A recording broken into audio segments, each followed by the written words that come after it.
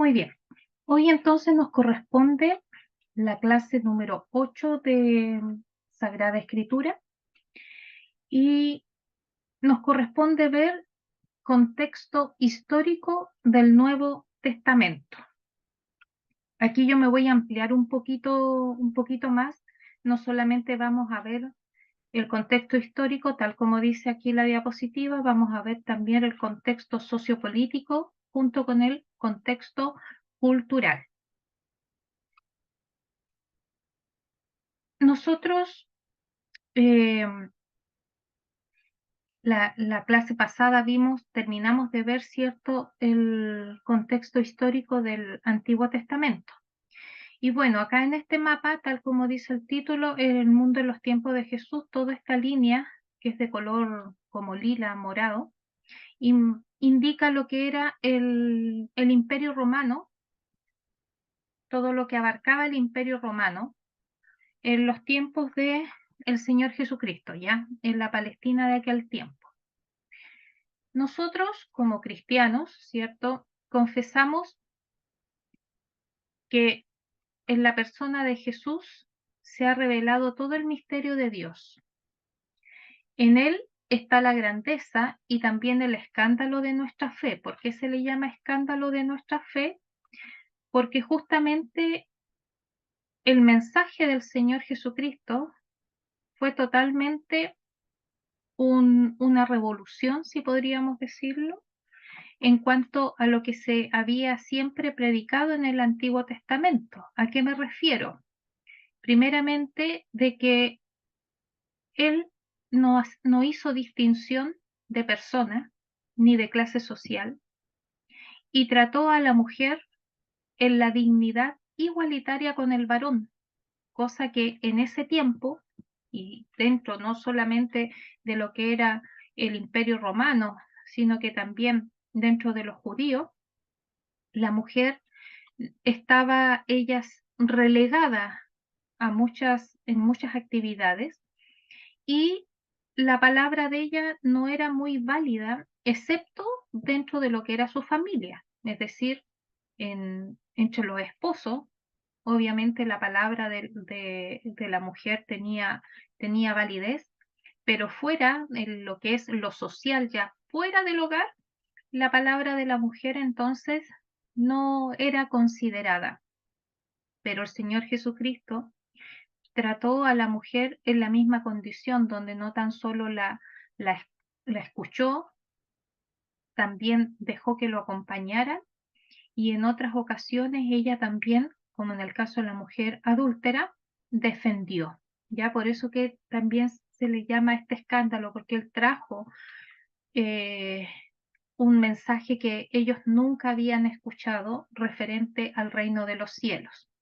Y bueno, el Señor Jesús vivió en lo que es conocido tanto en el Antiguo Testamento como en el Nuevo y en la actualidad hoy día como Palestina, ya que tenía una geografía y una cultura total y absolutamente particular, sobre todo en este primer siglo, donde va a nacer nuestro Señor Jesucristo.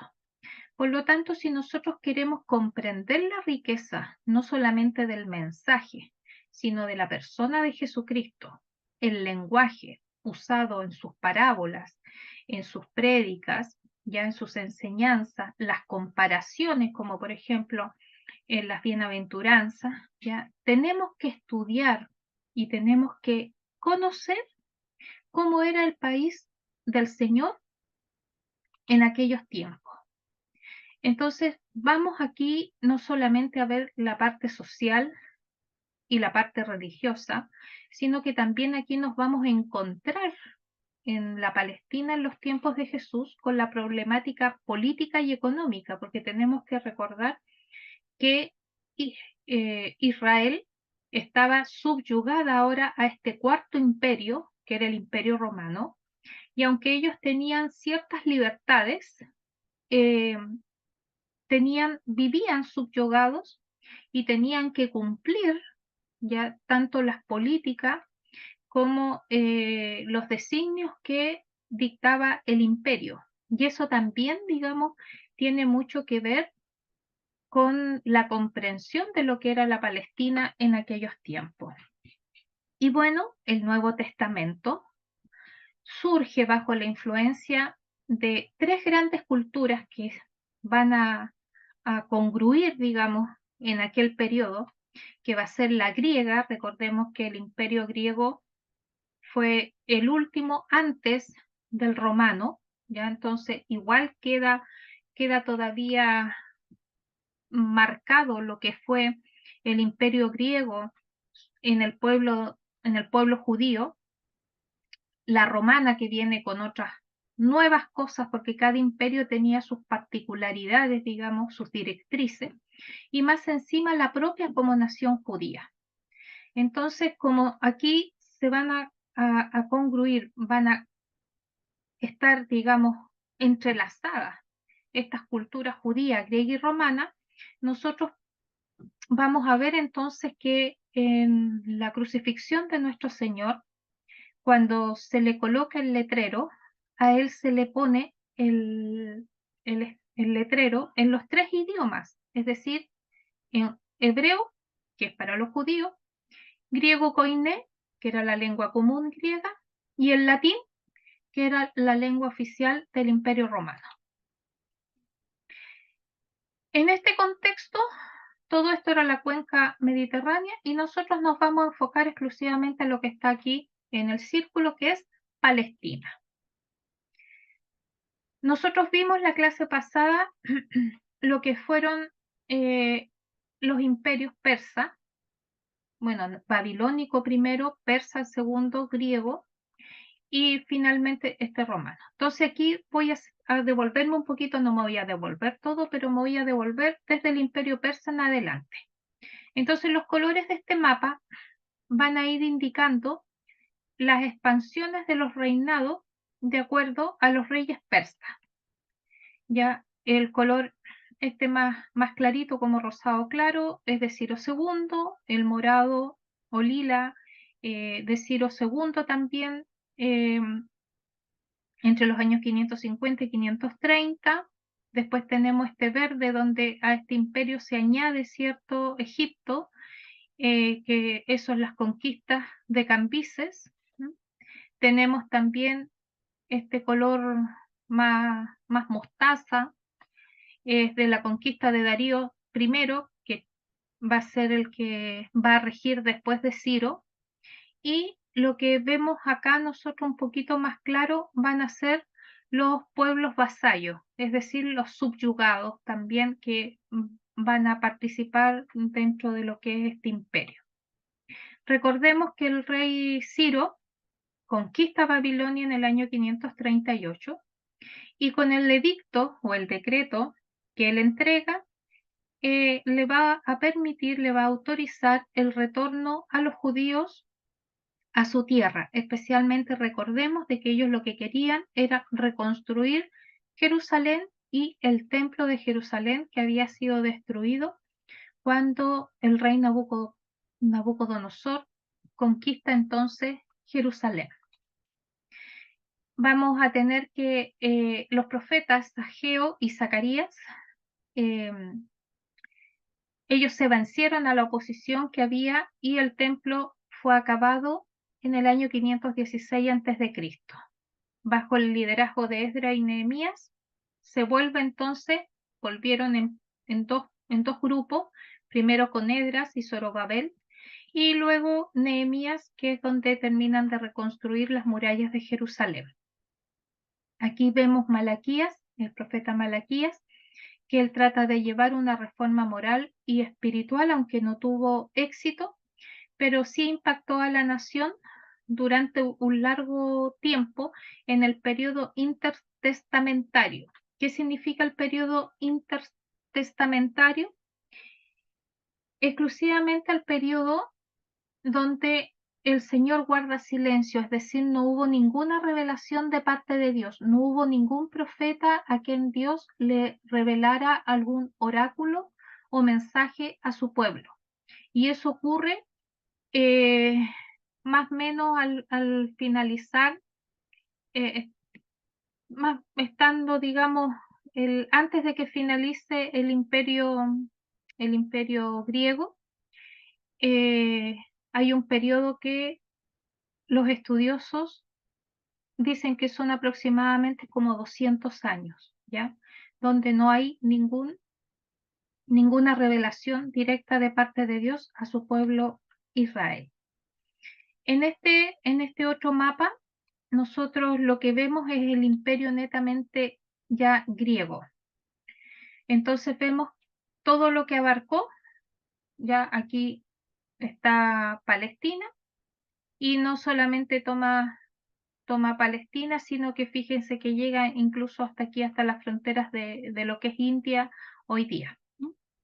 Aquí tenemos todas estas líneas van a implicar lo que significó el itinerario de Alejandro Magno, ya el de Crátero, y también la expedición marítima que se llevó en la conquista para el imperio griego. Recordemos que el imperio griego se desarrolla con el triunfo de Alejandro Magno. Alejandro Magno fue un gran estratageta y también un militar de muy reconocido por su habilidad, y él justamente logra una rápida posesión de todo lo que era ese territorio que estaba gobernado por los persas, y entonces él asume como líder de este nuevo imperio que se llama el imperio griego. Aquí los judíos dicen no se resistieron a Alejandro porque Alejandro los trata bien.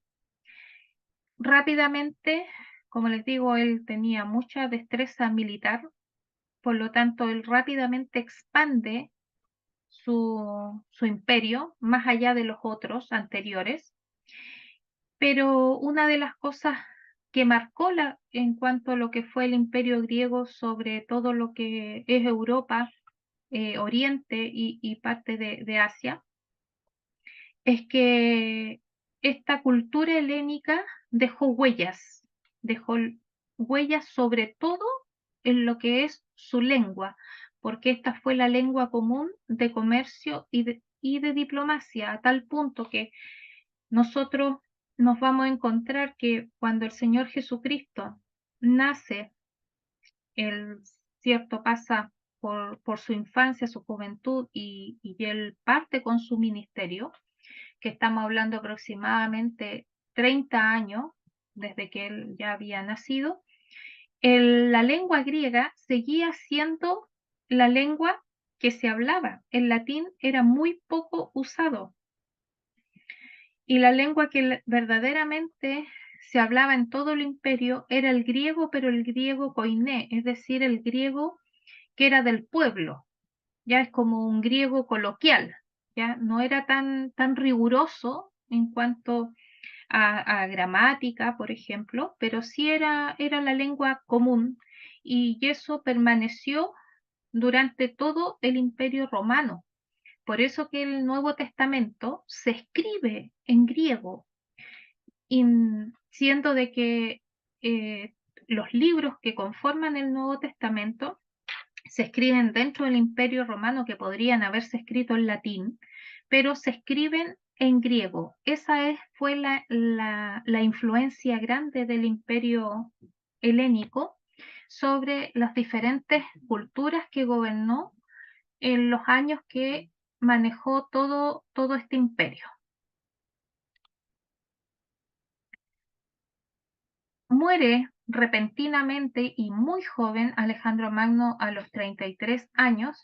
Como él no estaba casado, no tenía hijos, entonces el imperio quedó dividido por sus 4 generales. ¿Ya? Y aquí en este mapa que yo les puse están también con colores la división de sus 4 generales, que Casandro, Lisímaco, Ptolomeo I y Seleuco I. Aquí vemos entonces cómo se reparten.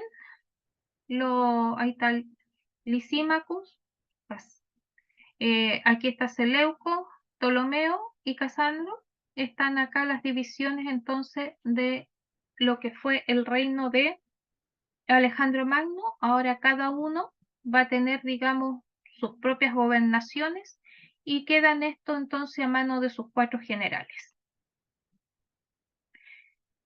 Cuando tuvo entonces lugar la división, la tierra de los judíos pasó a ser parte del imperio Ptolomeo. Los Ptolomeos entonces controlaron a los judíos, dice, más de un siglo. Aquí durante todo el imperio griego se vivió con tranquilidad y prosperidad hasta la guerra entre los Ptolomeos y los Seleucidas, que transformó Palestina en una zona de guerra. El reinado de Ptolomeo Filadelfo fue cuando los eruditos judíos tradujeron el Antiguo Testamento hebreo al griego, que es lo que yo les comentaba la clase pasada, que fue justamente durante el Imperio Helénico, donde se tradujo por primera vez las Sagradas Escrituras. Allí fue a solicitud de los judíos que vivían en la ciudad de Alejandría, le solicitan a Ptolomeo tener una Biblia en su lengua, en la lengua griega koineo, porque recordemos que el hebreo se había perdido debido a las invasiones babilónicas y persas. Entonces allí es donde se llaman a 73 en realidad, fueron 73 escribas que llegan a Alejandría, se les coloca en habitaciones totalmente separadas y aisladas, y cada uno se les dio la misión de traducir entonces lo que es el Antiguo Testamento, que era toda la Biblia que se tenía, al griego, sin que ellos tuvieran contacto alguno durante todo ese periodo de traducción. Al final de la traducción, es decir, cuando los 73 escribas terminaron su labor, se comparan las traducciones y entonces se dan cuenta que no hay diferencias en la traducción, excepto por algunas cosas muy, muy pequeñas, pero se lograron que 70, por lo menos 70 copias de esas traducciones fueran idénticas sin que sus escribas o sus traductores tuvieran contacto entre sí. Entonces, por lo mismo, esa versión de Biblia en griego se conoce como la Septuaginta o la Biblia de los 70, que se escribe en números romanos. Y esta va a ser la versión de Biblia que va a tener la iglesia primitiva, ¿ya? Durante el desarrollo, ¿cierto?, de esta iglesia hasta que llega el decreto de, de Milán en el año 313 y ya quedan totalmente en libertad después del concilio de Nicea, el 325 después de nuestro Señor Jesucristo. En el gobierno del imperio de los Seleucidas, recordemos que Seleucida era el otro de los generales, dice de que Antíoco III de Siria, con la ayuda de una potente fracción judía, derrota a los Ptolomeos y los lleva de nuevo a Egipto. Aquí entonces con esta victoria el helenismo barrió, dice, la tierra palestina, y es decir, de que ocupó toda la tierra palestina, y así su avance prosiguió creciendo hasta que Antíoco IV, dice, no solo promovió el helenismo entre los judíos, sino que también atacó la religión y la cultura judía. Por lo tanto, esta situación, que era intolerable para los judíos piadosos, provoca entonces una rebelión contra los seleucidas de Siria que era inevitable. Bueno, aquí hay algunos datos más históricos que tienen que ver netamente con esa rebelión ya hacia los seleucidas, donde nosotros vimos la clase pasada que tenía que ver con el periodo de los macabeos, porque aquí está Matatías, sacerdote judío que se niega a obedecer al representante, Y allí entonces, cierto, hay un levantamiento junto con sus hijos piadoso, y aparece Judas Macabeo, quien va a quedar apodado solamente como Macabeo, no como Judas. Y allí entonces comienzan una rebelión que 3 años después de que se profanó el templo de Jerusalén, recordemos que en ese templo se, se levantó una imagen de un dios pagano, y más encima en el altar donde se ofrecían los sacrificios al Señor, se sacrifican cerdos, animales que eran considerados inmundos por Dios mismo, que esa fue la instrucción que le dio al pueblo. Entonces, logran entonces derrotarlo, y el año 143 de Cristo se logra la paz entre los sirios y los judíos, ¿ya? Viene entonces el periodo asmoneo, o asmoneos. Recordemos que el periodo asmoneo tiene que ver con los descendientes de los macabeos, que son los descendientes no solo de Judas Macabeo, sino de sus hermanos también, y que lograron establecer un reino poderoso en lo que hoy día es Israel. ¿Ya? Aquí con los asmoneos entonces eh, se determinan las fronteras judías, y esas fronteras ocuparon las mismas fronteras que tenía David cuando él fue rey de Israel, y que le traspasó esas mismas fronteras de expansión del reino a su hijo Salomón. Vemos que en este periodo, ¿cierto? El hermano de Judas Macabeo, Simón, fue declarado sumo sacerdote.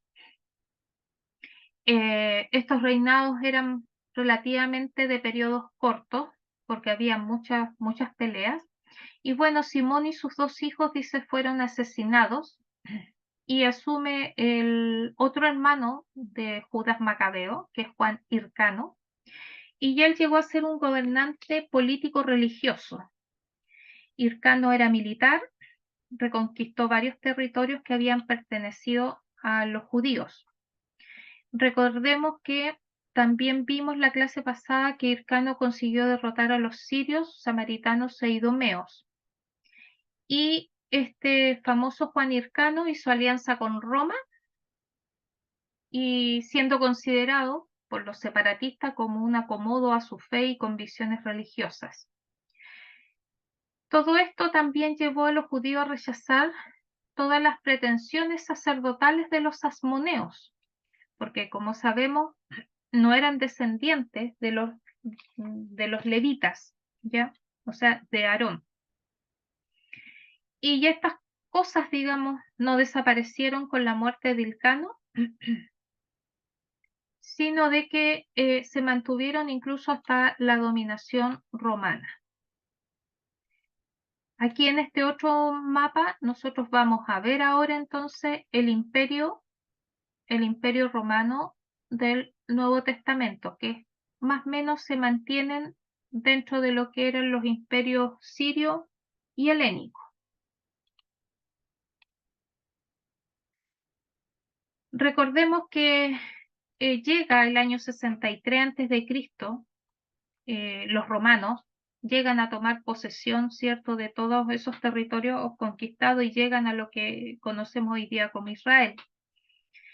Roma establece a Juan Hircano como rey, él queda sujeto a Roma, y mientras gobernó Hircano, recordemos que apareció un idumeo, descendiente de Esaú, hermano de Jacob, Antípatro o Antípater, ¿ya? Quien sube, digamos, al trono en favor de Roma, y logra situar a sus hijos en las posiciones de poder. Y uno de sus hijos era Herodes, que después sería coronado rey, y es este Herodes el que tenía el poder dominante en Palestina al momento del nacimiento de nuestro Señor. La familia de Herodes siguió desempeñando entonces un papel importante no solo en los días de Cristo, sino que también en la iglesia primitiva. Ya aquí vemos como la expansión del Imperio Romano con los emperadores Augusto y el emperador Tiberio. Recordemos que fue a través de Pompeyo que en el año 63 a.C. Roma entonces logra derrotar a los griegos y toman ellos entonces el poder de todas estas tierras. Y va a ser en el año 70 después de Cristo que el general Tito va a conquistar Jerusalén. Y aquí vemos que dentro de los gobernantes que pusieron los mismos romanos van a estar Herodes el Grande y Herodes Antipas. A la muerte de Herodes, recordemos Herodes el Grande, que va a ser el año 4 antes de Cristo, o sea, a los pocos años de haber nacido nuestro Señor, se reparte entonces el reino que tenía Herodes el Grande entre sus hijos Arquelao, Antipas y Filipo. Arquelao va a tener esta región de Samaria, Antipas va a tener Galilea y Perea, y entonces Filipo va a recibir Golán.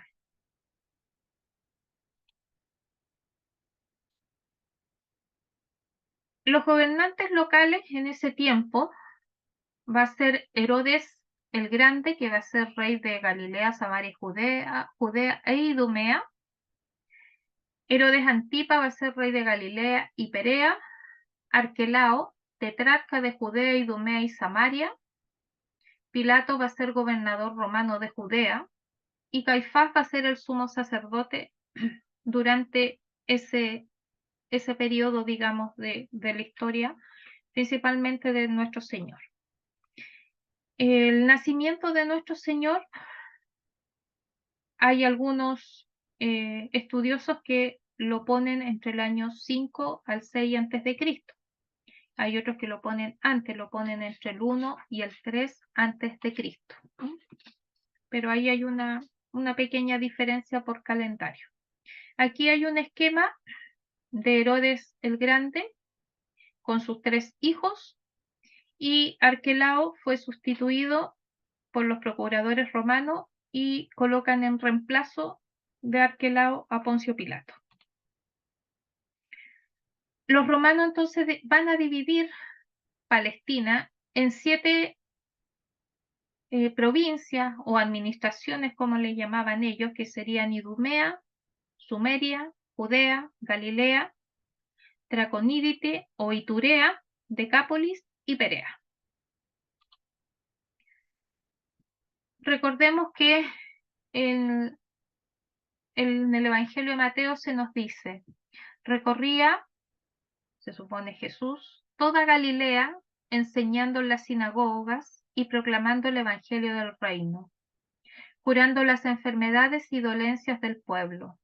Su fama se extendió por toda Siria, y le traían todos los enfermos, endemoniados, lunáticos y paralíticos, y él los curaba.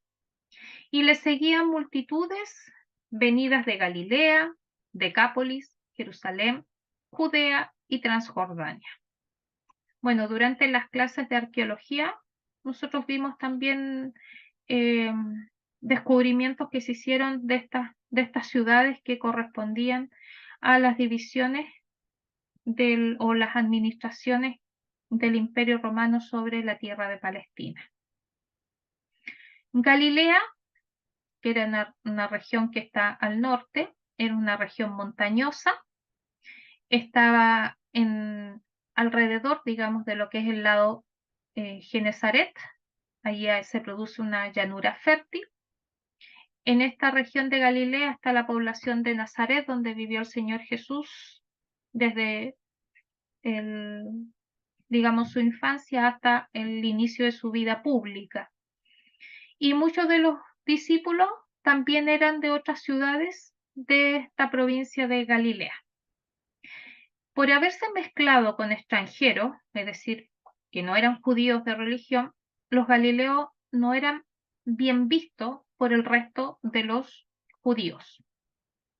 Samaria es la provincia, digamos, que está en el centro, y aquí estos habitantes nunca fueron judíos de religión, porque muchos de ellos descendieron o descendían de las descendencias, valga la redundancia, de los hijos de los extranjeros que se unieron a los judíos cuando se invadieron eh, el reino del norte, que era el reino de Israel, cuya capital en aquel tiempo llegó a ser Samaria. Igualmente ellos seguían la ley, pero solamente el Pentateuco, admitían solo el Pentateuco de lo que es el Antiguo Testamento. Lo demás ellos no lo consideraban o no lo aceptaban, ¿ya? No reconocían a Jerusalén como centro de culto, porque justamente cuando en el reino del norte de Israel la capital fue Samaria, allí también ellos levantaron un templo. Entonces, por eso que cuando el Señor Jesucristo se encuentra con la mujer samaritana, esta mujer le dice de que ellos dicen que como samaritanos que en Samaria era el lugar de adoración, pero los judíos, refiriéndose a los que estaban en la provincia de Judea, decían que era en Jerusalén. Y el Señor les dice que no es ni en Samaria ni en Judea donde específicamente o exclusivamente se va a realizar el culto hacia el Dios vivo. Entonces, ahí nosotros podemos entender estas palabras, digamos, o esta conversación que tuvo la mujer samaritana con el Señor. Y justamente había un odio entre lo que eran los samaritanos o de la región de Samaria y los judíos que vivían en esta región de Judea, principalmente, como les decía yo, porque no solamente tenían diferencias en cuanto al lugar de culto, los samaritanos o los de Samaria no aceptaban la Tanaj completa, como se dice en hebreo, el Antiguo Testamento, sino solamente ellos aceptaban la Torá, que es el Pentateuco, los 5 primeros libros de la Biblia. Y porque también ellos se mezclaron con extranjeros y tuvieron descendencia que no era 100% judía como el Señor pedía. Finalmente, la región o la provincia del sur es Judea. Esta es la más extensa de las tres, pero a la vez la más pobre. La ciudad principal era Jerusalén por el templo, ¿ya? Y esta región tiene una gran importancia religiosa, justamente porque ellos, recordemos que tenían la obligación de subir una vez al año al templo a Jerusalén a ofrecer sacrificio y adoración al Señor. Aquí en Jerusalén estaba la sede del Sanedrín. Recordemos que el Sanedrín fue el, el grupo religioso, digamos, que hizo el juicio al que sometió al Señor Jesucristo y lo encontró culpable de muerte.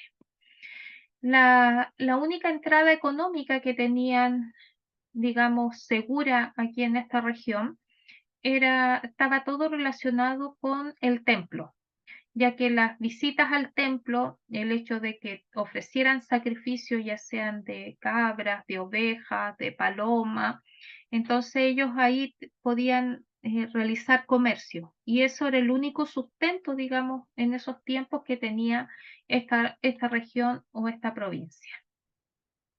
Vimos también en la parte, cuando vimos la parte geográfica de Palestina, ¿cierto? Las regiones naturales que tienen, que es la llanura costera, en verde la zona montañosa, aquí en azul la depresión, ya del río Jordán, aquí encontramos el río Jordán y el mar Muerto, ya, o el mar de Sal, y en esto amarillo entonces tenemos nosotros lo que son la zona altiplánica o cordillera que es de Transjordania.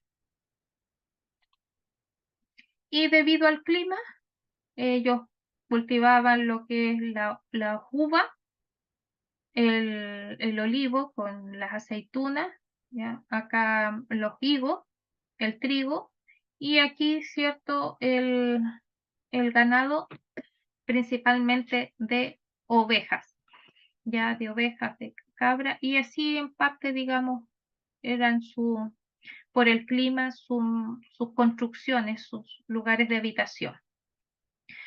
En el periodo intertestamentario es donde aparece al final el Imperio Romano. Con el Imperio Romano entonces se acaba ese periodo de intertestamentario. Y sabemos de que Palestina fue puesta entonces bajo los gobernadores que designó el Imperio Romano. El Imperio Romano, en los tiempos del Señor Jesucristo, ¿qué proveyó, digamos, a todo el imperio? Una lengua, que es el latín. Como ustedes ven, el latín no era la lengua que dominaba todo el reino, porque al oeste del imperio era el latín, al este era el griego, en Siria Palestina había arameo y el hebreo como lengua litúrgica de los judíos, es decir, que era bastante idiomas se hablaban en el imperio mismo. Este imperio romano dividió todo el territorio que conquistó en provincias que estaban gobernadas por procónsul, por un legado, por un procurador y que tenían ciertas autonomías. Nosotros por eso que vemos en el Nuevo Testamento que pese que hay un gobernador como Poncio Pilato, por ejemplo, que ellos van a seguir haciendo, viviendo su fe judía con la celebración de su fiesta, ya sin mayores problemas, porque una de las estrategias que tenía para gobernar el Imperio Romano era de que eh, trataba de darle a las naciones conquistadas ciertas autonomías para que así evitar los levantamientos en contra del Imperio Romano, es decir, evitar la guerra civil y que los otros pueblos que eran conquistados también por el imperio se unieran y así pudieran derrocarlo. Entonces esa era una estrategia que ellos usaban. La población del imperio, aproximadamente 50 millones de habitantes. Ya, los judíos, dice que entre los judíos de Jerusalén y de la diáspora, habían aproximadamente 7, 8 millones. Recordemos que la palabra diáspora viene justamente de la invasión babilonia, cuando son dispersados por todo el territorio del imperio babilónico los judíos, es decir, los judíos los sacan de lo que es su tierra y ellos son dispersados por todo el imperio. Los únicos que se quedaron en lo que es la tierra de Israel fueron los pobres, porque los pobres no les servían al imperio. Los demás fueron todos dispersados, por eso se les llama de la diáspora. Una de las cosas importantes que nosotros tenemos que entender es el efecto que tuvo la romanización sobre la cultura de Palestina. Recordemos que el Imperio Romano, como cada imperio, se caracterizaba por su expansión territorial, que era conquista y dominación. Y esta dominación era solo política. Y en esta manera de gobernar el imperio es que ellos intuyen o constituyen ciertas organizaciones provinciales y municipales. Una de las grandes de los grandes aportes que hizo el Imperio Romano fue la red de calzada que se hizo para el ejército y también para el comercio. Y estas calles, ya estas huellas, que aún permanecen hasta hoy día en algunos sectores que pertenecieron a lo que fue el Imperio Romano. Con ellos aparece la moneda, la moneda con la figura del emperador. Y también ellos van creando diferentes ciudades para ir teniendo también control de todo el territorio gobernado. ¿Qué impusieron los romanos? Primero que nada, sus leyes, es decir, el derecho romano. La lengua, el latín, aunque como vimos anteriormente, tanto la lengua griega principalmente no pudo avasallar con el idioma griego, ni tampoco con el arameo, que era un poco que también se hablaba, pero muy poco, junto con el hebreo, que el hebreo era más para la parte litúrgica, para el culto. Y como religión, él puso la tolerancia y también el sincretismo. Por lo tanto, la aculturación de todos los pueblos que vemos aquí en este mapa que sometió el Imperio Romano, ellos quedaron principalmente sometidos y fascinados por la superioridad material que tenía esta civilización romana. Nosotros sabemos de que ellos no solamente tenían un liderazgo en lo que es el tema de batallas, ¿ya? La manera de organizarse y de defenderse en las batallas, sino que también en lo que es la parte vial, el comercio y en la conexión de red, digamos, de conexión que hicieron entre todas las ciudades a lo largo de todo el imperio. Se nos dice que la romanización fue tan fecunda que todavía hoy en Europa se debate sobre un proyecto de integración que sea tan o igual a lo que logró el Imperio Romano en la Europa de aquel entonces. La Unión Europea dice que es un remedo, o sea, viene siendo un, una figura, digamos, de lo que fue aquel Imperio Romano. Recordemos que la Unión Europea controla la entrada y salida de los países, controla la moneda, controla la economía de toda Europa, ¿ya? Algo similar.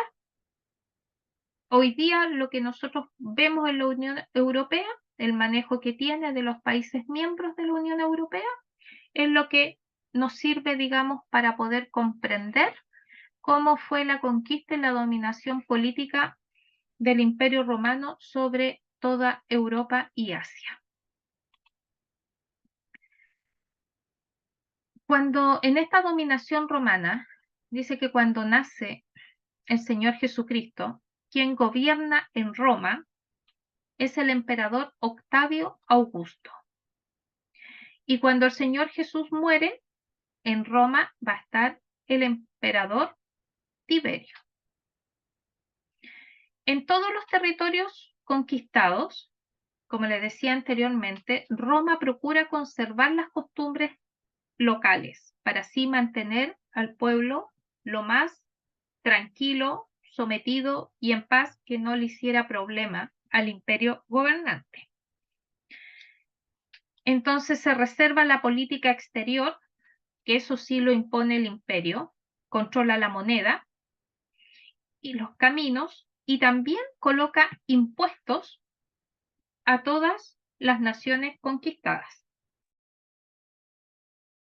Y justamente para poder conseguir todos estos fines, se va a fiar de hombres que obviamente dentro de cada nación conquistada van a servir al pueblo, o sea, perdón, al Imperio Romano, como en el caso de los recaudadores de impuestos que nosotros leemos en los evangelios y que eran tan despreciados por el pueblo judío, porque justamente eran judíos que trabajaban para el Imperio Romano y, y obviamente extorsionaban a sus mismos pares, digamos, como nación, extrayéndole grandes impuestos, porque recordemos que una de las cosas por las cuales eran tan odiados los publicanos es porque aparte del impuesto que pedía el Imperio Romano, ellos le aumentaban en porcentaje a esos impuestos para ellos quedarse con ganancia.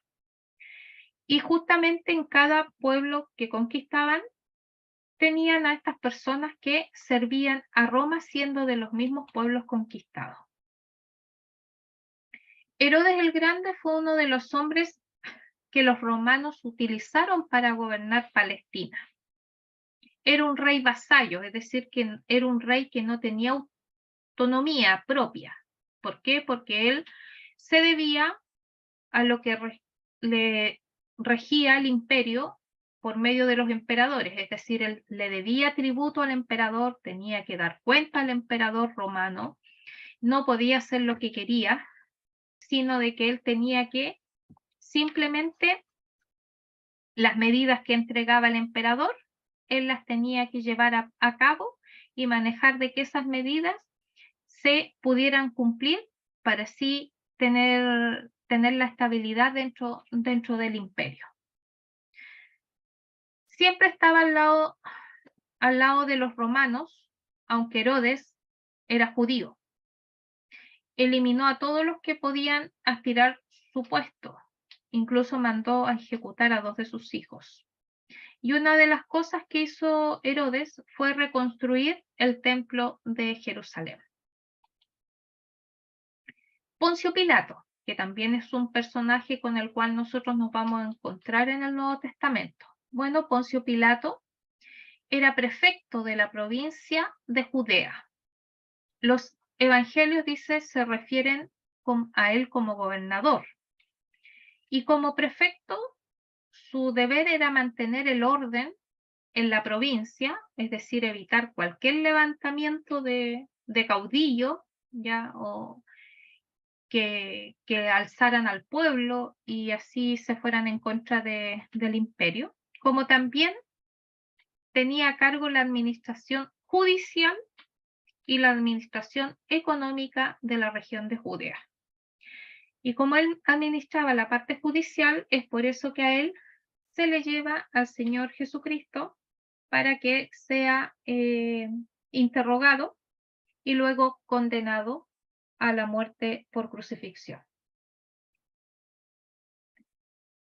Se nos dice en la historia de que Poncio Pilato era una persona frívola y superficial.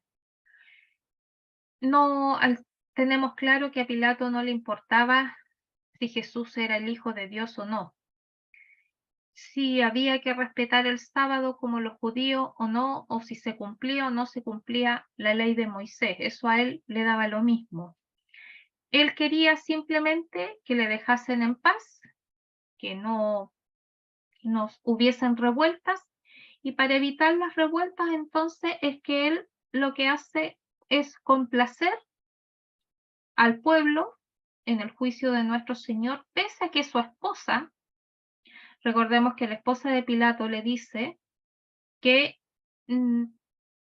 ojalá no tenga nada que ver con ese justo, porque ella había tenido sueños durante la noche y le pedía de que no tomara acción referente al asunto del Señor Jesucristo cuando fue llevado por el Sanedrín. Pero Pilato, como quería mantener la paz y le gustaba complacer al pueblo, entonces que él va a mandar a azotar a nuestro Señor y luego crucificar, y deja entonces libertad a Barrabás, que era no solo ladrón, sino que también homicida, a petición del pueblo. ¿Cuál era la situación política en los tiempos de nuestro Señor? Hay un poder romano, hay un poder judío, y entre medio están, digamos, entre ellos se tienen que llevar bien. El poder romano se ve con el gobierno, no solo del emperador, sino que de los reyes vasallos y también gobernadores que van a poner, ya principalmente, y el poder judío está manejado exclusivamente por el Sanedrín. En cuanto a la situación religiosa, hay 2 grupos de creencias y de las prácticas religiosas. Las creencias es que se creía en un Dios, en un pueblo y en una ley. Las prácticas religiosas tenemos las fiestas. Recordemos que la clase pasada vimos las 7 fiestas que celebraba el pueblo judío, el culto que celebraban en el templo, cumplir la ley mosaica, guardar el sábado y acudir a la sinagoga. El contexto sociopolítico y religioso en Palestina en los tiempos de Jesús. Como instituciones religiosas vamos a tener que en el templo de Jerusalén estaban los sacerdotes y levitas. Y en la sinagoga de cada pueblo van a haber rabinos, discípulos y alumnos. En instituciones políticas vamos a tener procurador romano, que va a ser Poncio Pilato y el ejército. Como monarca van a estar Herodes, ya toda la familia de los Herodes.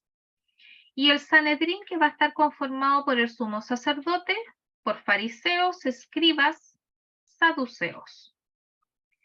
Tenemos al pueblo en sí, al pueblo judío, que estaba formado por agricultores, pastores, artesanos, propietarios, comerciantes, cobradores de impuestos, pobres y marginados, más los pecadores. Y en las clases sociales vamos a tener a los levitas, fariseos, saduceos, escribas, samaritanos, qumranitas y celotas. La organización romana. Una vez que Roma domina todas esas regiones, entonces él va a poner sobre estos pueblos conquistados una política exterior y aquí se va a valer de Herodes el Grande en el caso de Palestina, que va a ser un hombre de confianza para el imperio, el cual se va a encargar, ¿cierto?, de velar por esta política exterior, va a controlar monedas, caminos y también va a velar para que se le paguen los impuestos al imperio romano. Poncio Pilato fue gobernador de Judea, fue inflexible y despiadado y condena a nuestro Señor a la crucifixión. Esta era la pirámide, digamos, social. Primeramente, quienes estaban en esta pirámide, es decir, los más altos socialmente, el sumo sacerdote, que fíjese que el sumo sacerdote era nombrado por los procuradores romanos. Ya no tenía que ver con la descendencia de Aarón. Luego venían los grupos religiosos, que eran saduceos, sacerdotes, escribas, ya, que conformaban el Sanedrín. Después de ello vienen los celotes, con los fariseos también, aunque el fariseo también participa de esta clase noble, podríamos decirle. Clase media vendría siendo los celotes, clase baja, pueblo judío, y la clase empobrecida eran todos los marginados que lo conformaban los publicanos, los enfermos y los pecadores públicos, ¿ya? En este caso, las mujeres de dudosa reputación, por ejemplo, o prostitutas como les conocemos. ¿Qué era el Sanedrín? El Sanedrín, el nombre significa consejo. Era una institución, la institución más importante para la sociedad judía. Estaba conformada por 71 miembros. Este era el orden, digamos, en el cual se sentaban. Sumo sacerdote era el regente de todo el Sanedrín. Tenemos a sus lados los 35 miembros, 2 escribas para llevar anotación de todo lo que acontecía en sus reuniones, y tenemos acá los estudiantes. Como vemos, se sentaban en un semicírculo. El Sanedrín estaba dominado por los saduceos, que era un grupo de judíos bastante poderoso, que a su vez estaba formado por sacerdotes y hombres ricos. Los demás eran miembros, eran fariseos el resto de los miembros. El Sanedrín tenía poder para juzgar, castigar y encarcelar, pero solo los romanos podían imponer la pena de muerte. Por eso que cuando condenan al Señor Jesucristo, lo encuentran culpable bajo falsos testimonios, y como ellos no podían darle muerte, entonces recordemos que ellos lo van a llevar ante los romanos. Y va a ser Poncio Pilato quien va a condenar entonces a nuestro Señor para así tener tranquilo al pueblo. El Sanedrín ejercía justicia según las leyes judías. Por eso les hablaba yo de que el Imperio Romano les daba cierta independencia a los pueblos conquistados para que ellos mantuvieran en parte su cultura y así evitar levantamientos. El sumo sacerdote era el responsable máximo del templo y era el presidente del Sanedrín.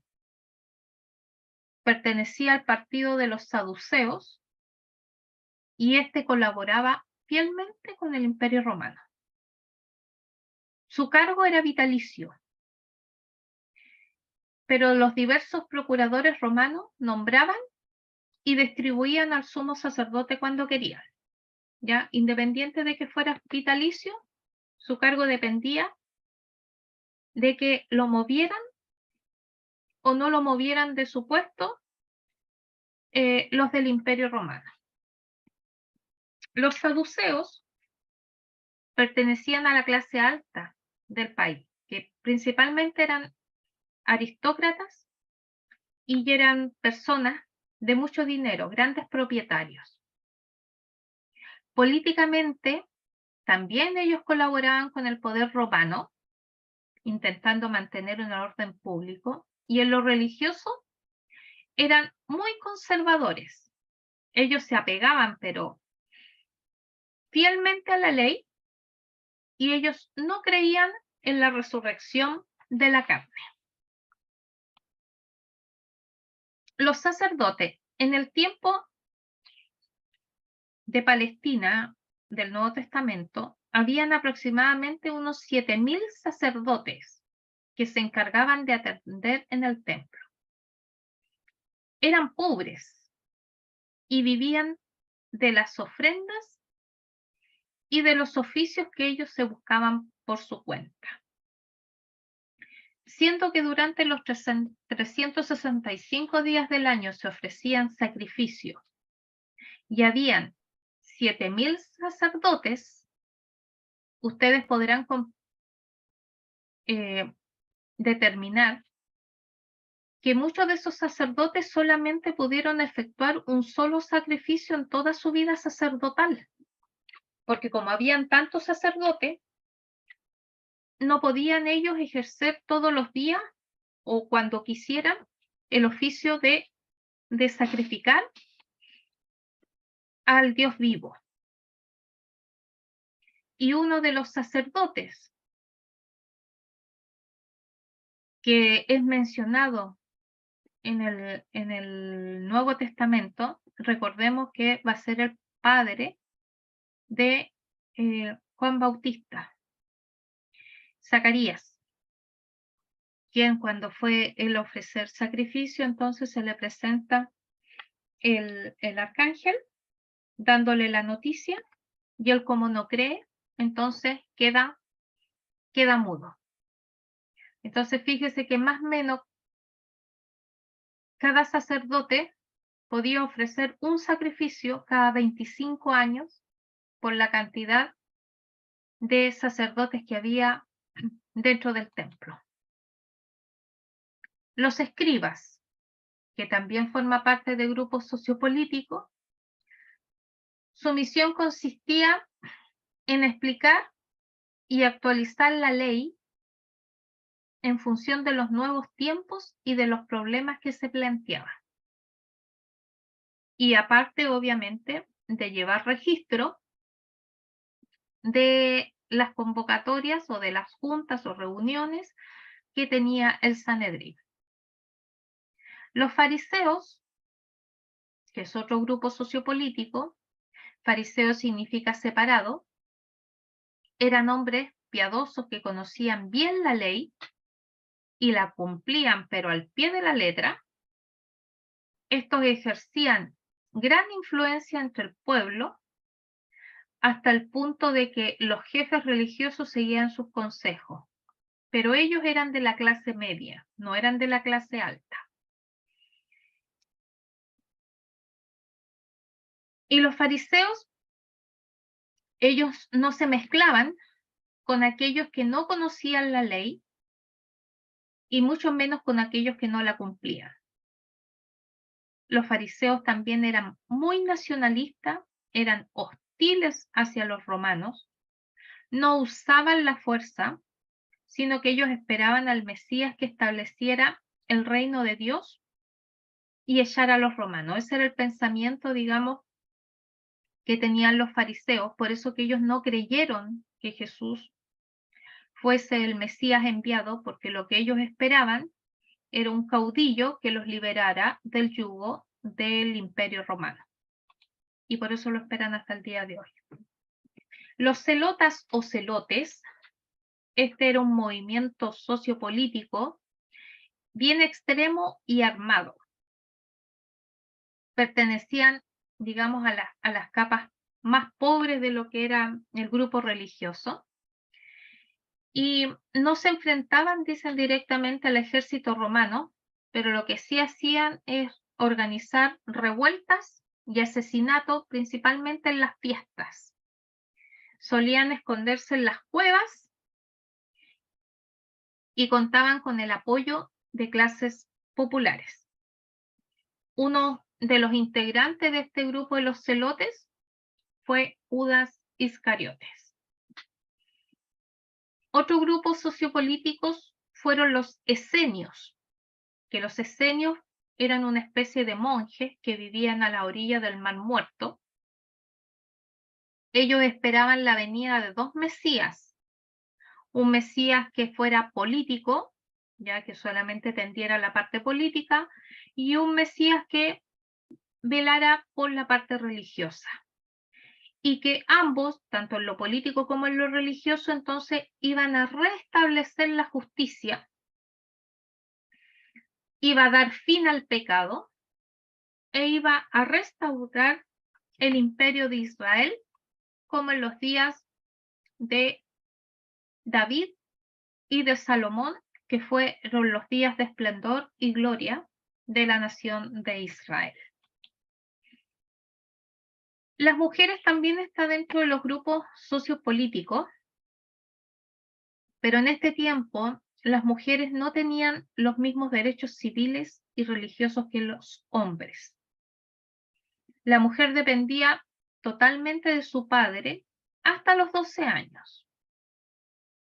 A esa edad, generalmente se celebraban los esponsales, que viene siendo como el compromiso, ¿ya? Como que se va a pedir la mano, ¿cierto? Se ponían de novio, y un año después tenía lugar el matrimonio. Estamos hablando que aproximadamente entre los 14 años, más o menos, las mujeres judías llegaban entonces al matrimonio. Y al momento de casarse, entonces ella pasa a depender totalmente de su marido. El varón podía divorciarse, pero la mujer no podía divorciarse. Por eso que también era súper difícil para una mujer quedar viuda. Si tenía un hijo varón, el hijo varón tenía la responsabilidad de darle manutención a su madre, mantenerla, pero en el caso de que ella tuviera solo mujeres, quedaba en el más completo abandono. Nosotros tenemos el caso en el Nuevo Testamento de la viuda de Naín. Tal como su nombre dice, era una mujer viuda que vivía en la ciudad de Naín, cuyo único hijo falleció y lo llevaban a enterrarlo, donde esa madre lloraba no solamente la pérdida de su hijo después de haber perdido a su esposo, y como ella no tenía más descendencia, entonces ella iba a quedar literalmente en la calle. Por eso que el Señor, al ver a esa madre, que ya más encima había perdido con anterioridad a su esposo, Él nos dice el Evangelio que Él se compadece de ella, fue movido a misericordia. Entonces se acerca a este hijo que era llevado en el féretro y lo resucita. ¿Ya? Por eso les hablaba yo de que en el Nuevo Testamento la manera de obrar de nuestro Señor fue escandalosa para aquellos tiempos y culturas. En el templo la mujer no podía pasar del atrio. El atrio es lo que correspondería hoy día como al patio, ya la antesala, porque en el patio, a ver, estaba la puerta del templo, o sea, había un patio y en ese patio estaban los, los altares donde se ofrecían sacrificio y también incienso. Y luego de eso estaba el templo mismo como edificio adentro con sus respectivas separaciones. Entonces la mujer solamente podía entrar hasta el patio del templo. Y en la sinagoga,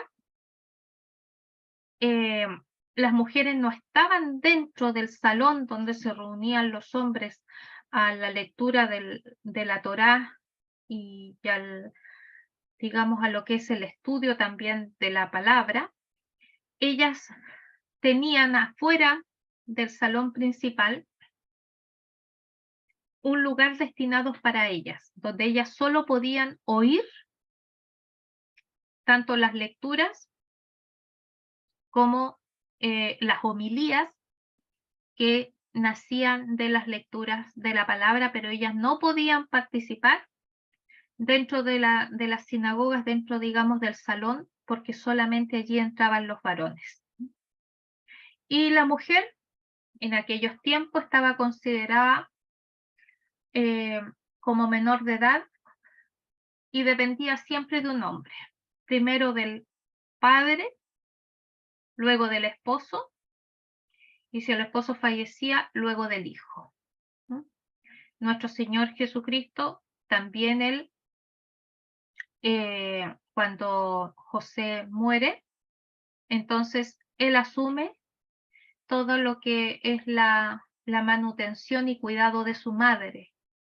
Por eso mismo también el Señor, cuando está en la cruz y sabe de que ya va a fallecer, entonces le habla a Juan, el discípulo, y le entrega entonces a su madre para que se convierta en madre de Juan y así él vele por ella y no quede desamparada.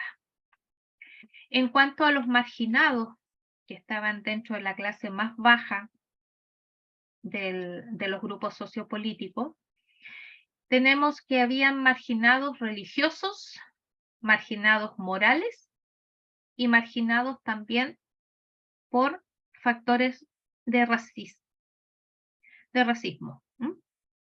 Entonces, los publicanos, por ejemplo, eran marginados porque cobraban a su mismo pueblo por encargo de los romanos. Tenemos a los enfermos, sobre todo los leprosos, que también leemos mucho de leprosos en el Nuevo Testamento, de enfermedades mentales, ya, los cuales se veían apartados de toda vida social y vida religiosa en aquellos tiempos. También van a estar en estos grupos de marginados todos los minusválidos, ya sean cojo, ciego, paralítico, manco, etcétera, que frecuentemente eran los mendigos de aquellos tiempos y que estaban, cierto, por todas las ciudades y todas las aldeas. Y los gentiles también eran un grupo marginado, Recordemos que los gentiles se les denomina de esa manera a todos los que no eran pertenecientes o descendientes judíos. Entraban también las pecadoras públicas como prostitutas o adúlteras, quienes eran discriminados principalmente por razones morales religiosas. Ahora vamos a ver lo que es el contexto cultural de Palestina en los tiempos de Jesús. Las familias judías eran muy numerosas. Vivían ellos todos, digamos, juntos, de diferentes generaciones. Es decir, vivían padres, hijos, abuelos y bisabuelos, si es que lo había. Los hijos eran considerados como bendición de Dios, y el que no tenía hijos eran considerados como una maldición. Por eso que la esterilidad era tan dura para las mujeres judías, porque recordemos que la promesa que le hizo el Señor a Eva en el huerto de Edén, de que un día ella iba a tener un hijo, o sea, la simiente de la mujer, un día iba a dar a luz al Mesías que iba a aplastar la serpiente. Entonces toda mujer de la nación de Israel siempre deseó ser la elegida para que por medio de ella, ¿cierto?, viniese el Mesías. Entonces, cuando una mujer no podía tener hijos, entonces era terrible y grande su dolor y vergüenza, porque sabía que Dios a ella la había despreciado, porque no la había escogido para que llevase en su vientre al Hijo de Dios. Por eso que era considerado como maldición la esterilidad, ya que las familias no tuvieran descendientes. Generalmente, dice, los hijos continuaban el mismo oficio, profesión o negocio de sus padres, aparte obviamente de ayudar en tareas domésticas. El padre era el jefe de familia, quien tomaba todas las decisiones, y los parientes tenían el deber de ayudarse entre sí. Las etapas de la vida judía se dividen en 4: el nacimiento, Berit Milá, Bar Mitzvah, matrimonio y entierro. El nacimiento, si es un varón, se van a ver o desarrollar 2 rituales. El primero, el Berit Milá o pacto de circuncisión. Esto también nosotros lo vimos con anterioridad, que al 8º día al niño se le corta el prepucio, es decir, la piel que cubre el glande, que es la cabeza del órgano masculino, del pene. Esa piel es sacada, ya eso se le llama circuncisión y ocurre al 8º día. El otro ritual se llama Pidyon Aben, que es el rescate del hijo primogénito. Este, dice, suele realizarse en el marco de una comida festiva, pero que no sea sábado ni que tampoco coincida con una fiesta, con un día de fiesta que celebre el pueblo, y que tiene que ver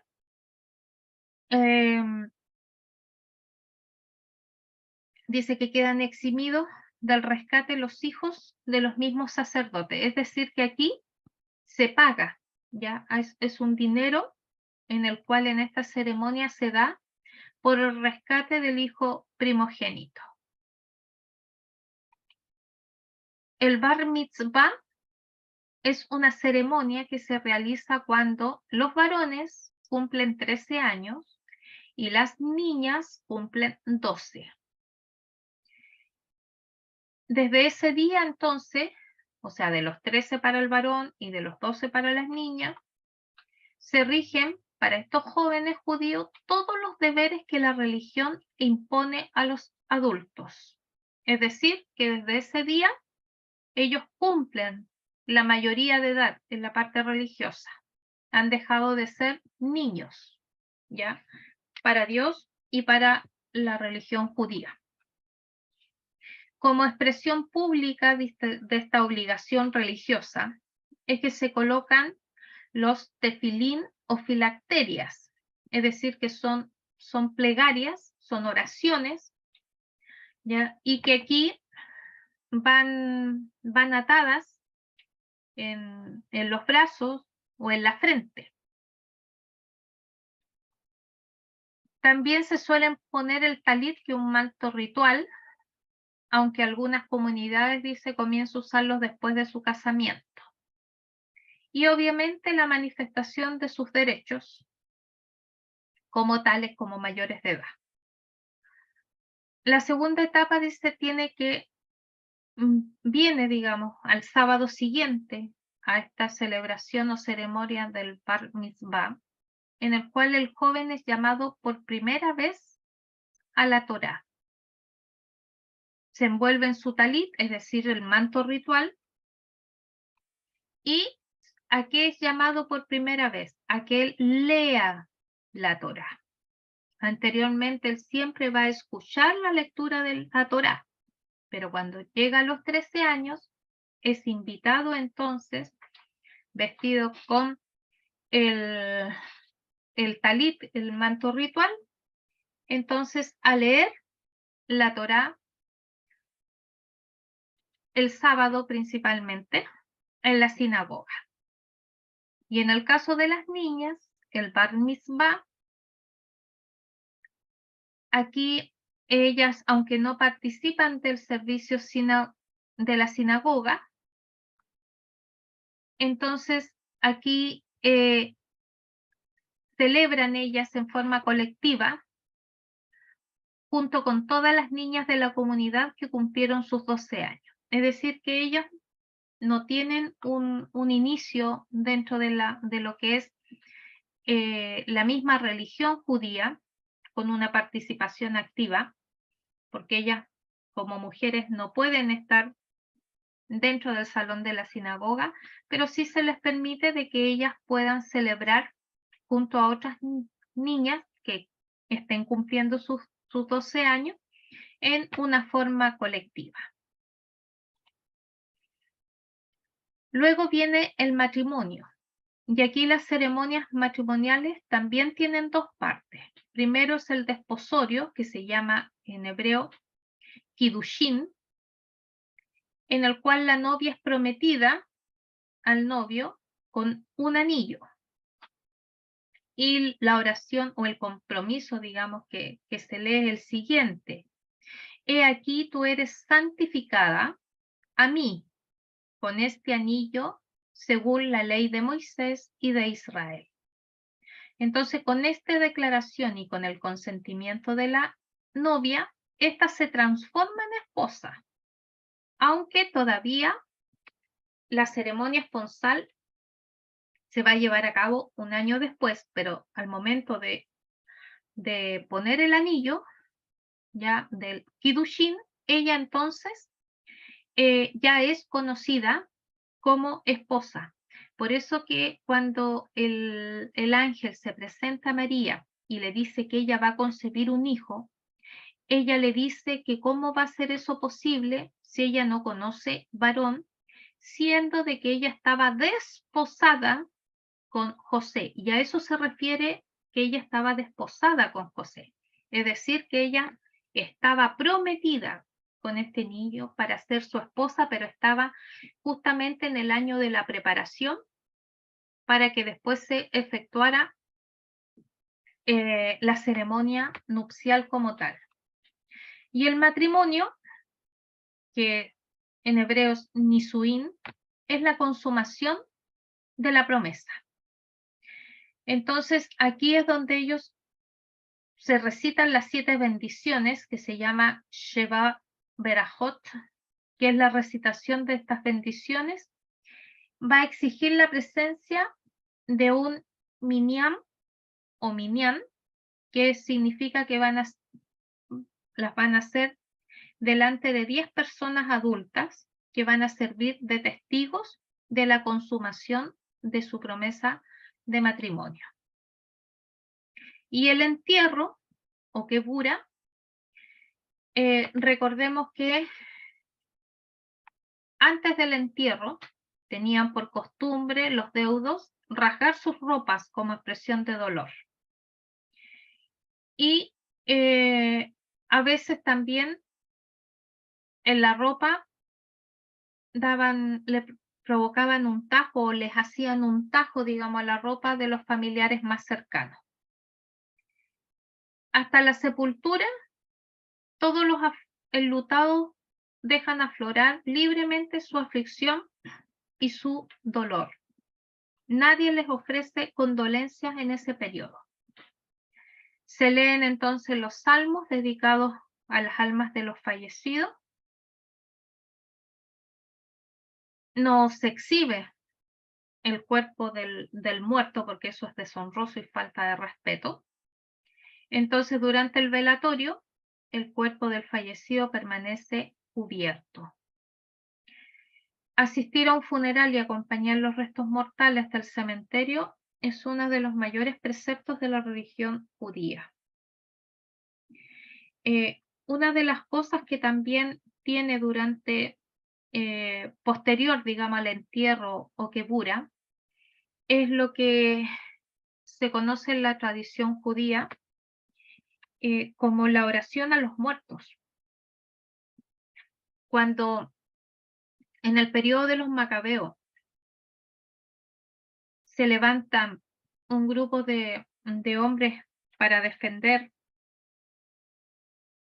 la profanación al templo con el ídolo pagano dentro del templo y el sacrificio de animales inmundos que fueron realizados en el altar.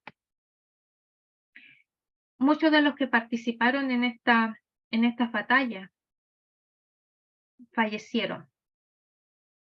Y al momento de recoger sus cuerpos en la batalla, en el campo de batalla, y de preparar sus cuerpos para el entierro, se dieron cuenta que algunos de ellos tenían amuletos paganos que llevaron consigo antes de la muerte.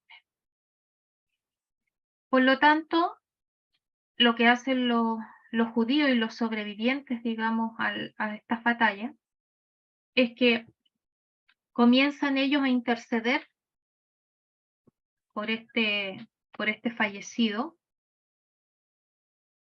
principalmente porque peleó a favor del pueblo de Israel y para devolverle la honra al Dios único y vivo y verdadero, que es Yahvé en el Antiguo Testamento. Entonces le piden al Señor que perdone la falta de que ellos tuvieran bajo sus ropas amuletos paganos. Y esa oración que hacen en intercesión por el alma de ese fallecido, la realizan por 11 meses y 29 días. Es decir, un día antes de que cumpla un año de fallecido. Al momento de que esa persona fallecida cumple el año, entonces dejan de pedir o de orar o de interceder por el alma del fallecido. Y de allí es donde también nuestra iglesia se va a basar para pedir la intercesión de nuestros difuntos. A diferencia de los judíos, que ellos solamente piden por sus fallecidos 11 meses y 29 días, en nuestra iglesia se pide hasta que uno, cierto, como familiar del fallecido, tenga vida. Es decir, nosotros debiéramos interceder todos los días por nuestros seres queridos que ya han partido a la eternidad. Otra de las cosas que nosotros tenemos que comprender también de lo que era la cultura de Palestina y así poder entender de mejor forma lo que son los relatos del Nuevo Testamento, de los evangelios principalmente, son las casas judías. Las casas judías tenían esta conformación. En el techo tenían tierra y arcilla. Estas casas por lo general poseían un solo cuarto, en el cual en la planta baja se guardaban los animales, tenía ahí un patio y aquí está la entrada para las personas. Aquí entraban los animales que los cobijaban con ellos y aquí vivían ellos, es decir, ellos dormían junto con los animales. La diferencia es que los animales estaban como en un piso inferior dentro del mismo habitáculo. Y por eso que también, aunque a nosotros nos parezca extraño en nuestra cultura, cuando nosotros leemos en el relato del Evangelio aquella historia de estos 4 amigos que llevan a su amigo paralítico a ver a Jesús, pero estaba tan lleno de personas que estaban escuchando y querían ser sanados también por el Señor, es que nos relata el Evangelio que estos amigos no encontraron mejor forma de meter a su amigo paralítico con cama incluida desde el techo. Y para nosotros nos parece súper extraño que rompan el techo para poder bajar en la camilla al paralítico. Pero claro, ¿por qué? Porque nuestras casas son totalmente distintas a las casas que se levantaban en aquel tiempo. Y como estas estaban hechas de, de tierra y de arcilla, era súper fácil romper ahí y poder bajar entonces a este paralítico. Aquí tenemos por el interior, para que ustedes vean, cómo era una casa de una pieza. Había una entrada que era exclusiva eh, para los animales. A veces por esa misma puerta entraban tanto los habitantes como los animales. Si ustedes se fijan, en la planta baja estaban cobijados los animales, luego habían unos escalones, en la planta más alta estaba entonces todo lo que era la casa en sí. Ellos durante la noche sacaban lo que para nosotros hoy día vendrían siendo colchones y mantas y dormían entonces todos juntos. El padre, los hijos y al otro extremo la madre. Esa era la manera en que dormían.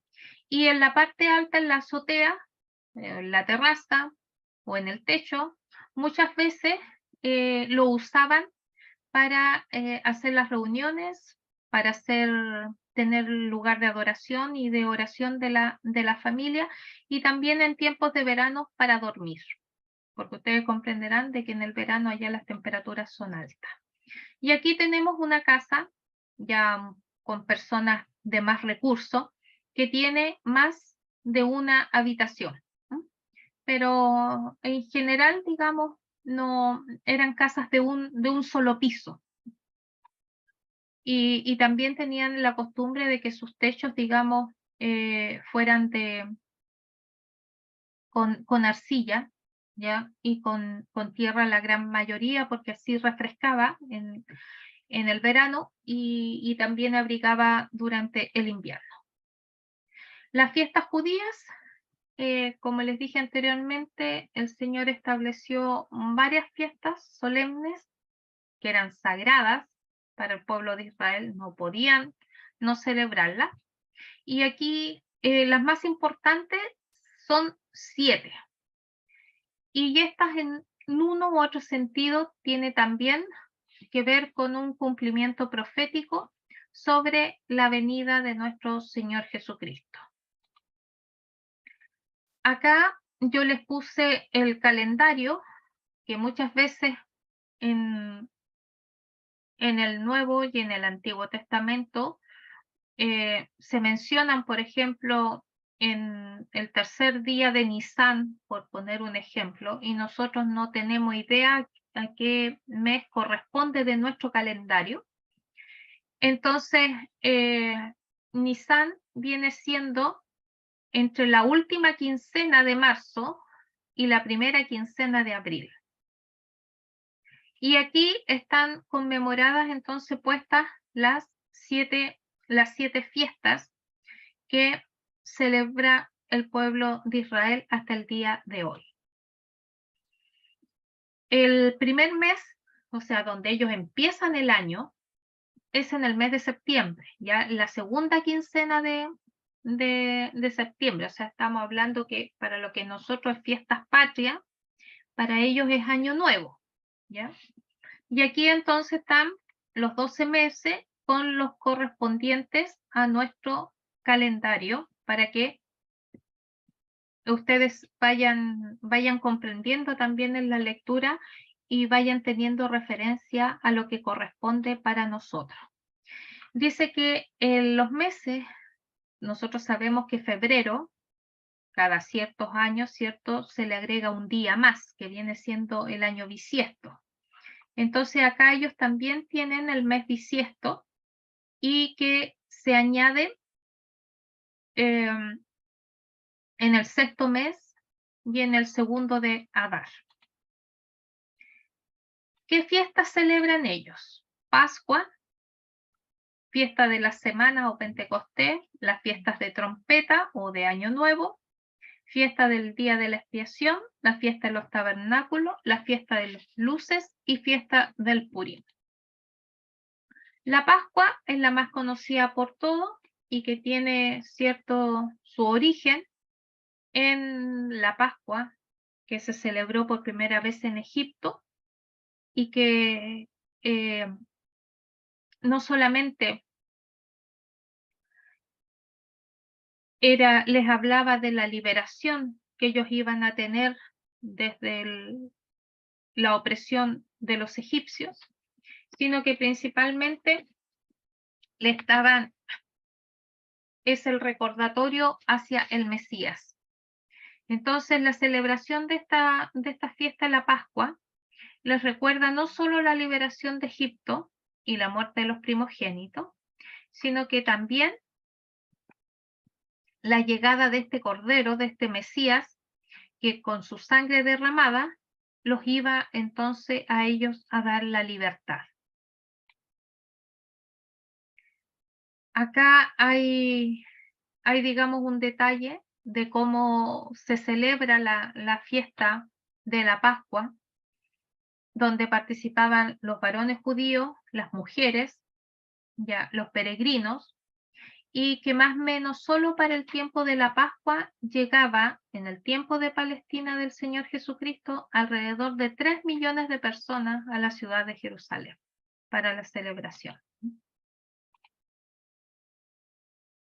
Acá tenemos otra, en esta fiesta, dice, durante la fiesta de los panes sin levadura, también se ofrecen sacrificios de becerro, carnero y 7 corderos de un año, juntamente con un macho de las cabras como ofrenda del pecado. Al segundo día se ofrece una gavilla de espigas fresca como ofrenda, junto con un cordero de un año para el holocausto.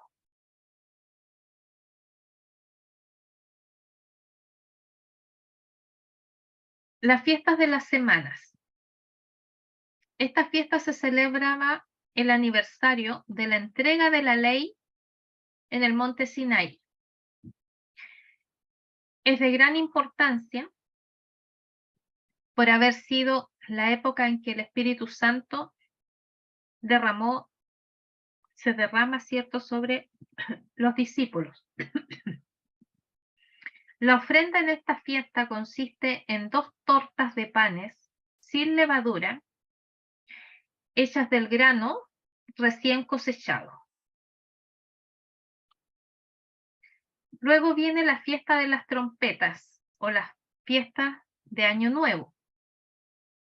Como vimos anteriormente, la fiesta del año civil de los judíos comenzaba el día 1 de Tisri y durante todo el día de ese 9 año suenan los cuernos y trompetas en el templo desde que amanece hasta el atardecer. Luego viene el día de la expiación. Es un día más de ayuno que de fiesta. Y que justamente el rasgo especial es la presentación que hace el pueblo en sí y que justamente llevan animalitos para que sean sacrificados por el sacerdote y así obtener la expiación con el derramamiento de sangre del animal de una manera simbólica a lo que luego el Mesías iba a hacer para podernos dar entonces nuestra expiación espiritual. Tenemos la fiesta de los tabernáculos. En esta fiesta se conmemoran las peregrinaciones en el desierto. Se construían cabañas o enramadas en las que el pueblo vivía temporalmente. Y en los días sucesivos a estas fiestas se ofrecían muchos sacrificios. La fiesta de las luces, esta es la fiesta que yo le mencionaba anteriormente, que tuvo su origen en Judas Macabeo, donde él purifica el templo que había sido profanado. ¿Ya? Es paralela a la otra, al rezo de los difuntos, al orar por los difuntos. ¿Ya? Pero esto tiene que ver con la purificación del templo una vez que ellos logran expulsar a los asirios. Entonces rededican el templo nuevamente al Señor, porque sacan la imagen del dios pagano, entonces lo rededican al servicio de Dios. Y en cada hogar judío se iluminaba durante esta celebración, es decir, se coloca una luz en la ventana que da a la calle de la casa. Se coloca entonces una luz que también tiene que ver con la celebración de esta fiesta y obviamente también se conmemora la hazaña que realizaron los macabeos. Y esta coincide con el 25 de diciembre, justamente cuando nosotros estamos celebrando el nacimiento del niño Jesús. Los judíos están celebrando esta fiesta de las luces. Luego viene la fiesta del Purim, y que esta fiesta del Purim tiene que ver principalmente con lo que se nos narra en el libro de Esther. Recordemos que Esther fue esposa de un rey persa. Y durante el reinado, digamos, de Esther como cónyuge del rey Ciro, se mandó, porque engañaron al rey, a matar a todos los judíos. Y allí es donde interviene Esther para que el rey pueda anular este edicto, porque ella también era judía. Entonces, si el pueblo moría, ella como judía también tenía que morir. Y como los edictos de los reyes no se podían anular, entonces va a ser que el esposo de Esther va a dictar otro edicto en el cual le otorga a todos los judíos en el reino la facultad de defenderse ante el ataque que ellos pudieran recibir. Entonces, ese es el día que se va a convertir en fiesta y va a ser recordado como la fiesta de Purim. Aquí nuevamente tenemos ahora el calendario hebreo. Si ustedes se fijan, es totalmente distinto al calendario que tenemos nosotros. Nosotros usamos el calendario griego, ya gregoriano, y que obviamente para ellos es un calendario gentil. Las fiestas no va a ser, digamos, siempre la misma, pero nuevamente acá yo coloqué lo que es primavera, tanto para el judío como para nosotros, las estaciones del año, y con la fiesta, los meses y también con figuras de lo que ellos en ese tiempo cosechan.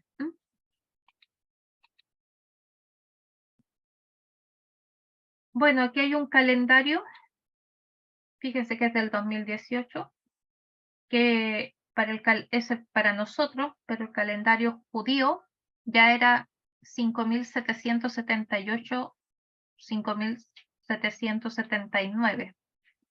Si sumamos 5 años más, que es lo que tenemos, 2023, vendría siendo entonces que nosotros estamos en el año 5783 a 84 del calendario judío, teniendo en cuenta de que en la tradición judía dice que nosotros vamos a estar hasta el año 6000. Cuando se cumple el año 6000, entonces va a ser su aparición el anticristo. Y aquí en este calendario están marcados las diferentes fiestas. Ya hay fiestas rabínicas, bíblicas, días internacionales, inicios del mes, día de duelo nacional y días de ayunos, ya lo que corresponde en celebración al calendario judío con el calendario nuestro. Otra de las cosas que nosotros tenemos que entender es el día del Shabbat, ya que viene siendo el sábado. El sábado, junto con la circuncisión, son las prácticas más sagradas que tiene la nación judía. Este era el día dedicado a Dios y el día también de descanso. Ese día no se puede trabajar ni llevar encima más de medio kilo de peso y solo se podía caminar 1 kilómetro, no más de eso, como tope. Las monedas que estaban en el imperio y que también las encontramos nosotros en las escrituras, Nuevo Testamento, es el talento, que es una moneda griega, el dracma, otra moneda griega, y el denario es la moneda romana y que equivale a un día de trabajo. Acá tenemos los trabajos o oficios de los varones, ganaderos, pescadores, agricultores. Como les decía anteriormente, hay algunos que trabajaban como recaudador de impuestos, otros eran artesanos, ¿ya? Y los más famosos eran los que se encontraban en Jerusalén.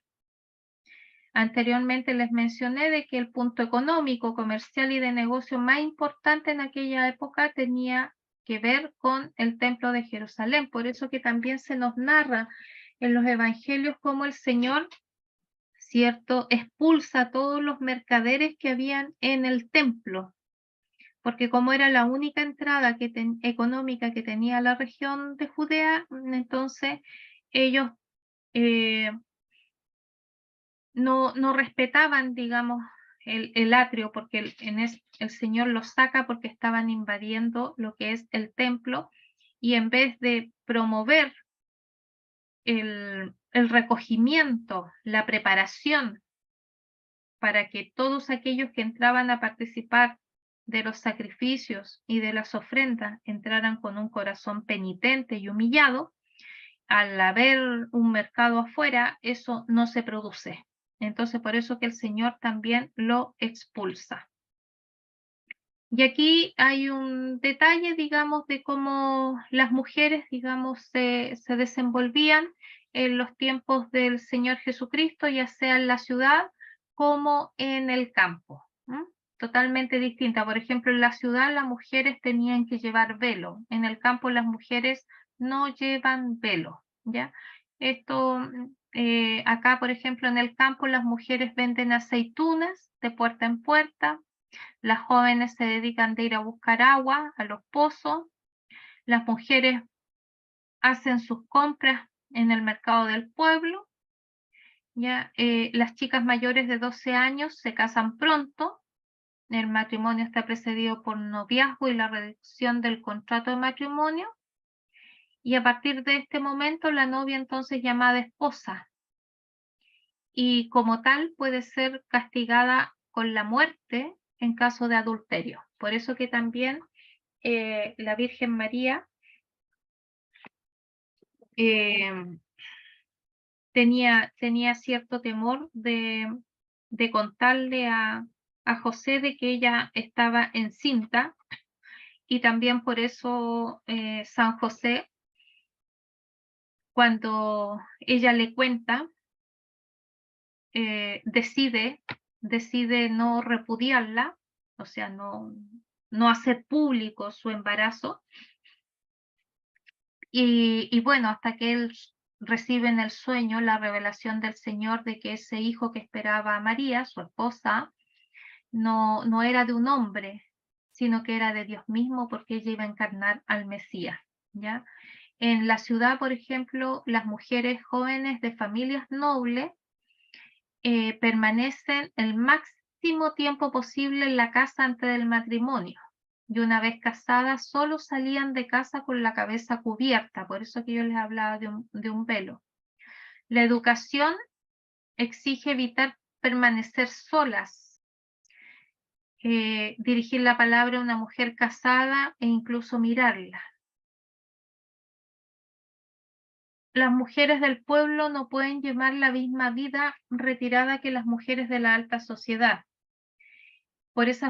principalmente por razones económicas. Así que las mujeres deben de ayudar a sus maridos en el trabajo e incluso en los comercios, y participan en las fiestas nocturnas durante las fiestas de las cabañas, que eran, digamos, fiestas populares que ellos hacían en aquellos entonces. La vestimenta. En los tiempos del Señor Jesucristo, ambos sexos usaban ropa interior de lino y una túnica de lana, ¿ya? Y tenían pequeñas diferencias, ¿ya? entre uno y otro. Por ejemplo, la vestimenta, en este caso de la derecha del orador, varía poco del de la familia de acá, que tenía la diferencia es que tiene un manto, ¿ya? Aquí vemos parte de la vestimenta del varón. Generalmente usaban un turbante, una túnica exterior, una túnica interior o camisa y el cinto. También usaban un báculo y sandalias. En el caso de las mujeres usaban la cofia, ¿ya? El velo, la túnica y adornos, ¿no? Y no siempre llevaban sandalias. La educación. La educación comenzaba a los 6 años de edad. Primeramente los varones aprendiendo a leer y a escribir, y a los 10 años entonces los niños comienzan el estudio de la Torá. Allí, al cumplir los 10 años, los hijos varones pasan entonces a estudiar con el padre, que es el encargado de enseñarles la Torá, hasta que cumplen los 18 años. Si el joven quería seguir estudiando la Torá, entonces recién él podía entrar a una escuela rabínica, es decir, escoger un maestro y convertirse en discípulo de ese maestro. Y ese estudio de la escuela rabínica finalizaba a los 30 años. Por eso que cuando el Señor va con sus padres al templo a la edad de 12 años, y recordemos que José y María se regresan en la caravana hacia su ciudad natal, pero el Señor se queda en el templo, nos dice la Escritura que todos estaban asombrados por el gran conocimiento que tenía de la Torá y de la Tanaj, siendo tan joven, porque ese conocimiento, esa experticia que tenía sobre la Escritura, generalmente la podía tener una persona que había terminado sus estudios rabínicos, es decir, cuando tenían 30 años o más. Incluso nos dice la lectura de los evangelios que el Señor corrigió a estos rabinos, a estos maestros que estaban en el templo. Y en cuanto a las mujeres entonces ellas no estudian la Torá ni en escuelas especiales para el estudio, ni en la sinagoga, sino que ellas solamente son instruidas en casa por la madre. Y aquí se muestra lo que era Palestina en tiempos de Jesús. Entonces, haciendo un resumen, la situación política, vimos que era poder romano, poder judío. La situación religiosa con las creencias, ya antes mencionadas. Las prácticas religiosas también las mencionamos anteriormente. Y aquí se agrega entonces la situación social, que es con las clases dirigentes, que está el sumo sacerdote, saduceos, sacerdotes, escribas y fariseos. Tenemos el pueblo en general, que es la clase alta, clase media, y tenemos los marginados, que lo conforman los publicanos, los minusválidos y los gentiles. Aquí yo les hice una pequeña resumen de la vida del Señor Jesucristo. El año 37 a.C., Herodes el Grande es nombrado entonces rey de Judea.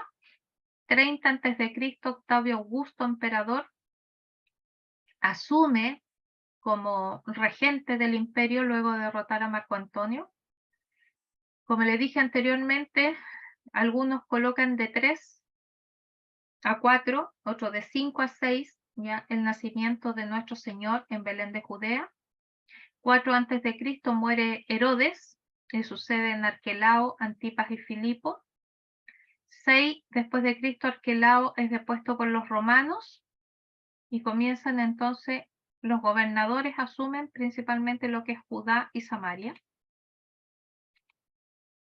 Entre el año 14 y 37 después de Cristo, Tiberio es nombrado emperador tras la muerte de Augusto. Del año 26 al 36 después de Cristo, Poncio Pilato es el gobernador de Judea. En Galilea sigue reinando Herodes Antipa, desde el 4 a.C. Del 25 al 36 después de Cristo, Caifás va a ser el sumo sacerdote y también va a ser quien dirige el Sanedrín. Del 27 al 30 después de Cristo está el ministerio de Jesús de Nazaret. El 28 después de Cristo, Antipas hace ejecutar a Juan Bautista, le manda a cortar la cabeza. Y el 30 después de Cristo, Jesús de Nazaret es crucificado en Jerusalén. Y con esto entonces terminamos lo que es el contexto histórico, como les digo, a grandes rasgos, de lo que es el Nuevo Testamento.